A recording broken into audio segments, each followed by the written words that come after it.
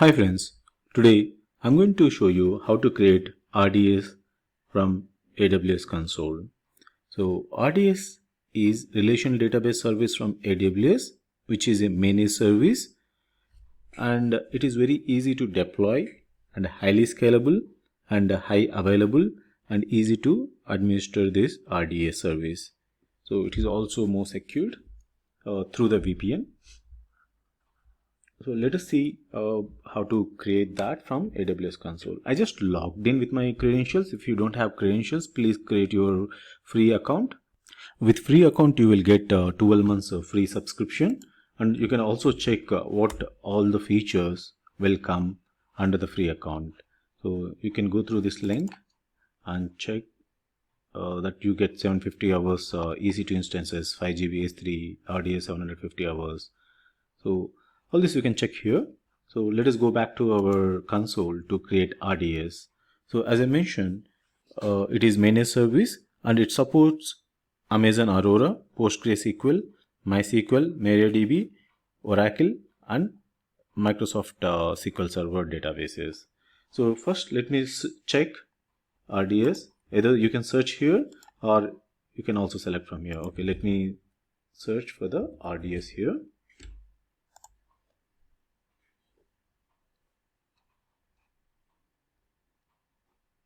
It takes few seconds to launch the management panel.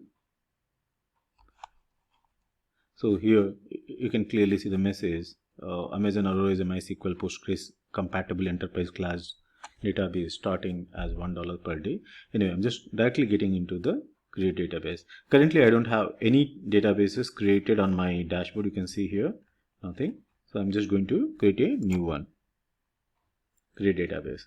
So here you can select whether you want to go with the standard create or easy create. So let me go with the standard create to understand various options. Easy create will come with the best practice configurations, pre-configurations. So, but I would like to go with the standard create to explain you like various options available on the RDS to enable. So these are the 6 different options, 6 relational DB options available on Amazon RDS. So I'm going to select Microsoft SQL Server for time being, and each database has its own versions here. You can select what version you want to deploy for your database. So for each SQL Server DB, each DB you have different versions. So anyway, for now I'm going to select Microsoft SQL Server. So I'm going to select SQL Server Express Edition because it's a basic version of the SQL Server. And whether you want to go with the dev/test or free tier, definitely I would like to go with the free tier to save money. I don't want dev test now. So the next one is settings.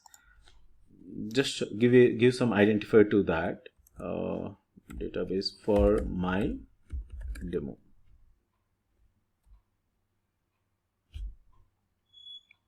Next one, just give some user ID and password. I don't want to depend on the auto generate. Just going to give same admin for timing, but don't choose admin for your databases, as it is going to be the demo version. I'm using the same. So the next one is instance size. So what is the DB instance size you are looking for? For demo, definitely I'll go with the free version, that is T2 micro. But in case if you have different requirements and you are going with the paid version, definitely you can go ahead different capacities. So let me select T2 micro, which comes with 1 vCPUs, 1 GB RAM, and 1 elastic block store. Sorry, not a elastic block store. So let me select that. Then if you want SSD, you can select SSD, or you can also go with the provisioned IOPS SSD. So for time being, I'm going with the general purpose SSD. So the higher allocated storage may improve IOPS performance. So just select based on your requirement anyway. So 20 GB I selected now. GB is gigabytes. The next one is storage auto scaling. So you can auto scale your storage based on your threshold. For example, after 80% of the occupation on the storage, you want to increase your storage automatically, then you can enable this one and you can set it up the threshold. So you can maybe I can set it up 1000 as a 1000 GB bytes as a threshold. Then after 1000 GB bytes occupation, that automatically your storage will be increased. Okay, so I'm leaving that as it is. Minimum is 21 GB. The next one is VPC. So if you want to keep your DB instance under the private cloud, then definitely you can select either you can create a new one or you can select the default VPC. So virtual private cloud is a kind of private cloud. The next one is additional connectivity configuration. So you can select your subnet if you have any, but I'm going with the default. Whether you want to publicly access the database or only your VPC resources should access that particular database, that you can decide here. I want to publicly access this particular database. The reason is like I want to show you how to connect from my SQL server. That is the reason. So for now I'm clicking on yes, but otherwise you can simply go with no. So that RDS will not assign public IP address to the database and it will be privately available. Only that VPC resources can access that particular EC2 instance. So only Amazon EC2 instances and devices inside the VPC can connect to your database. Amazon EC2 instances and devices outside the VPC can connect to your database when I say publicly accessible. Okay. So let me go to the VPC security group. So I'm selecting choose existing. If you want to create new security group for the VPC, yes, you can go ahead. I'm selecting default here. If you want to add more security groups, definitely you can go ahead and add them here. Add them from there. So the next one is availability zone. So availability zone will help you to give you the high availability of your database. For example, if one zone where you launched your database is down, then automatically the other zone is available, right? So that the availability of your database is more and the downtime will be very less. So the SLS will get increased. So I'm selecting one more availability zone. So the database port, I'm just leaving default 1433. If you want to open different port for the DB, you can go ahead and select that. So additional configurations again, the DB options, data parameter group, you can just leave all these as it is. So the next one is time zone. If you have any preference on the time zone, you can select the respective time zone. As for now, I'm leaving no preference. Collation is usually determines how the database engine database treat character at the server, database or column level. So by default anyway it will take this, so that's why I'm leaving this here. The next one is enable automatic backups. So if you want to enable the backups automatically, this is better option.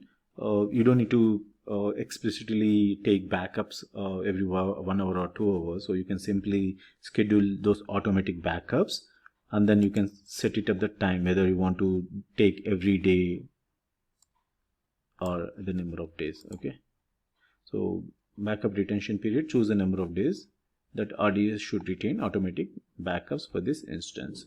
Then backup window, select the period you want to automate automated backups of the database to be created on Amazon by Amazon RDS. No preference. If you want to select a window, definitely you can go with start time when it has to be done and what is the duration of that. So only during that particular period of time the backups will be taken. So for example, if you have the peak hours for your website or a database, then you can avoid those hours, and maybe in the midnight you don't have much traffic to your applications, then you can set it up simply that particular timings, start time, and then you should end up by so and so time, right? So that duration you can give. I'm giving no preference for now.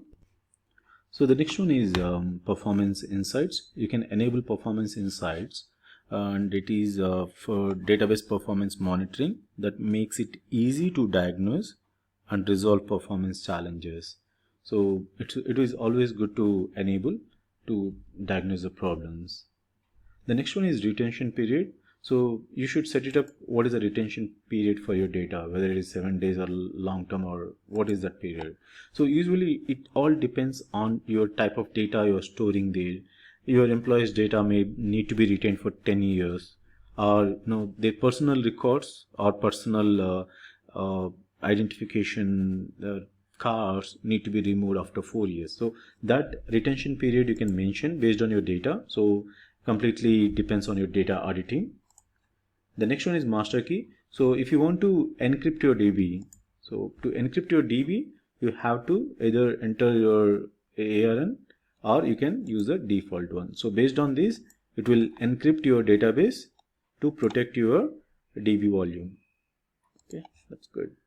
The next one is monitoring. If you want to monitor your database regularly, enabling enhanced monitoring metrics are useful, where you want to see how different processor threads use the CPU. So you can continuously monitor your monitoring, but we already enable performance insights, but it is enhanced monitoring with more parameters, and it also provides different processes or threads use the CPU. The next parameter is maintenance. So if you want to automatically apply the minor version upgrades, you can simply enable this. So whenever there are minor upgrades to your database, they will automatically upgrade it whenever the release happens. The next one is if you want to upgrade during the maintenance, so it could be major upgrades. So then you can either select a window when it has to be done, probably based on your traffic to your website or application or your database. You can decide when it has to be happen, or you can say no preference. The next one is deletion protection. So usually what happens, accidentally you may delete your database. So just to avoid that, you can simply enable deletion protection. If after enabling this, if you want to delete your database, it doesn't allow you. It will show you the error message saying that your deletion protection is enabled. So to do that, you have to come back here and disable this, and then you have to try the deletion part. Until that, your database won't be deleted. So the next one is estimated monthly cost. You can see how much it may cost to you, but I have selected the free tier, so hence I may not have any bills for this particular database creation. Finally, I came to the create database. So something I missed, must be 8 characters for the password. Let me have admin 123, admin 123, and create it.